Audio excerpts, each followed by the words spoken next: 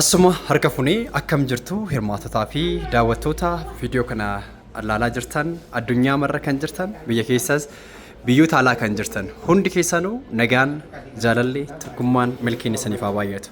Liidara Seedha Naayiroobii Keeniyaarraa daldala gurgurtaa gabaa kallattii neetwork maarkeeting kaampaanii keenya guddaa dhaabbata addunyaalessaa waliin turtii muuxannoo waggoota jaatiin qaba.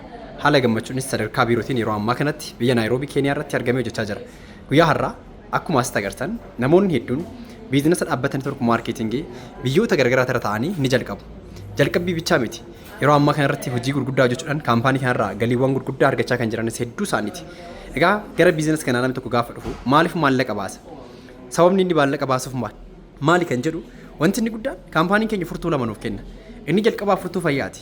Dhibeedhaaf saaxilamuu keenya duratti dursi fayyaa kee eegi jechuudhaan kaampaaniin keenya oomishoota high quality isaanii eegaman biqiloota uumamaatirraa kaampaaniin keenya oomishee nuuf dhiyeessee jira. Keemikaalarraa bilisa kan ta'e dursiitu fayyaa kee eegidha. Lammaffaa irratti furtuu qabeenyaati. Yeroo qabduuf sa'aatii qabdu fayyadamtee kootu bu'aa argamu yaa qooddannu. Dhaabbanni kun warshaadha, oomishaadha. Haala kanaan kinoo oomisha nuuf dhiyeessee jira. Oomisha kaampaaniin keenya oomishe kana fayyaa keenyaan eegganna malee yookaan nagaduuf yookaan characharuuf miti. Akkuma asitti fuulduratti agartan oomishoonni kaampaanii keenya egaa gosawwan mataa isaanii qaban hundumtuu gahee mataa isaa qaba. Namni hedduun nyaanni nuti nyaannu irra caalarratti gizee baay'ee maalidha? Biddeena wanta baratame. Bitire laaqannis, cireenis, raannis akkasuma. Kanaaf qaamni keenya mikinaatum seeloonni qaama keenya wanni isaan argatan, nyaanni isaan argatan, pirootiinii isaan argatan xiqqaadha jechuudha.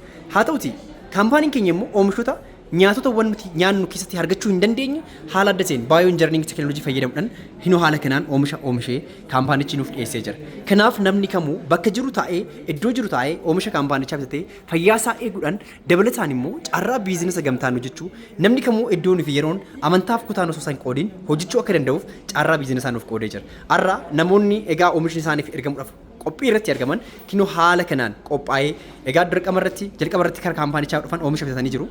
Amma immoo leenjiiwwan oomishaa faayidaan isaa maal akka ta'e oomishoonni kaampaanii karaa maalirraa akka oomishaman erga bitataniin booda immoo amma immoo mana poostaa mikinaatum namni tokko magaalaa tokko gara magaalaa tokko deemuudhaaf maal sarara barbaachisa tiraansportiidha.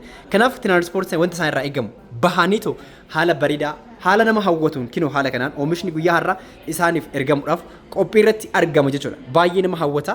Egaa hedduun isaanii biyyoota garagaraa irra ta'anii biizinasa kana jalqabanii arra bakka jiranitti kinoo haala kanaan oomisha isaaniif erguutti ni argama jechuudha. Kanaaf hundi keessanuu yeroo ammaa kana biyyoota garagaraa irra jirtan oomishni keessan akka isin bira ga'u abdii guutuun qaba. Warroonni hin jalqabne hundi keessanuu murteeffadhaa koottaa jalqabaa fayyaa keessan eegaa. Waliin haa hojjennu, waliin haa guddannu, waliin galii argannu. Maaliif arra bakka amma jirtan kanatti hundi keessanuu tokkoon tokkoo keessan ni beeku. Gaafa biyya ormaa deemtu yookaan biyya ormaa keessa kan jirtu biyya keessatti jiraadhu. Gaafa biyya ormaa deemtu dursa maal laalamta? Paaspoortii qabaachuu keetii miti fayyaa kee qabaachuu erga mirkanoofteen booda paaspoortiin dabalata.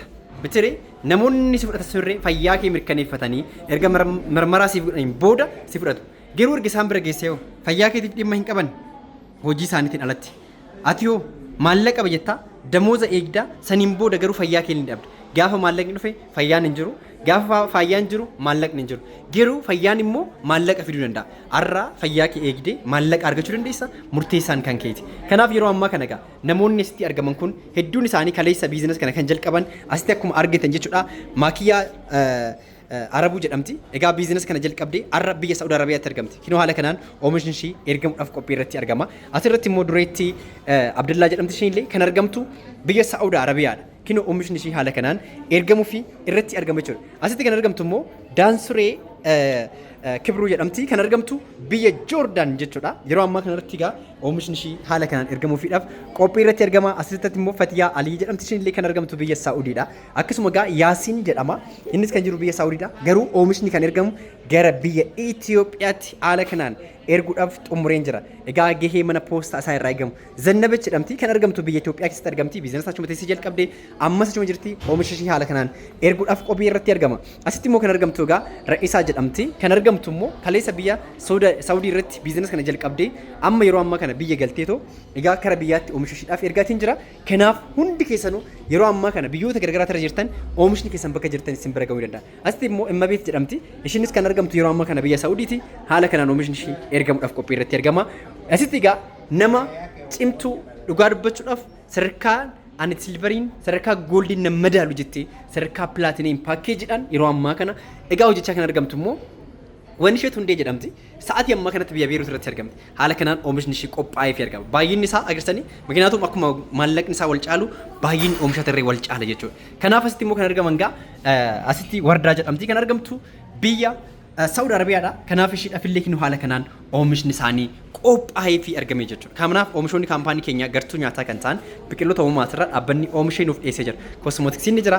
Egaa akkasumas immoo kaampaaniin keenya egaa qulqullina keenya eegnee akkamitti akka fayyadamu qabnu akkasumas immoo buleewwan keenyaaf buleewwan keenya shamarraniif kan fayyadamu kana moodisii irratti kanaaf iyyuu akkasumas immoo saamunaa ilkaaniitti illee ni jira. Gartuuwwan nyaataa kun